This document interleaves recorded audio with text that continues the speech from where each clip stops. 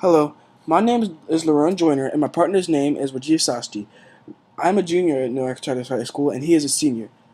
Our topic is comparing automobile and CO2 emissions in the United States and China, and the actions being taken to reduce these emissions.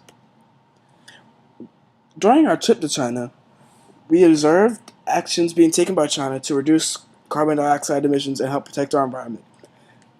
Some of the actions we observed were the incentivized use of electronic motor vehicles, such as electric cars, electric buses, and electric scooters, and citizens would receive lower taxes or less fees if they used an electric motor vehicle.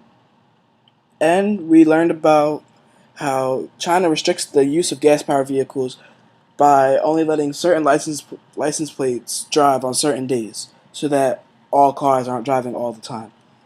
Another policy we learned about was that China is stopping production of cars that don't meet the standards for emissions. So any car that produces too many carbon dioxide emissions will not be produced anymore. And in the bottom corner, we have an example of an electronic motor vehicle called the Karma. In the United States, environmental protection and green energy is much less widespread than in China, with private companies such as Tesla being one of the leaders in battling automobile emissions with their electric-powered vehicles. Although the US as a whole seems less committed to green energy than China, they are still implementing policies to reduce emissions, like the United States Environmental Protection Agency will impose numerous emission regulations on cars, trucks, marine vehicles, and planes. In addition to these regulations, the government would pass bills to regulate emissions, such as the American Clean Energy and Security Act passed by the House of Representatives in 2009. This bill would promote the usage and creation of clean energy technologies and aim to reduce emissions in 2005 by 17% by 2020 and by 83% by 2050.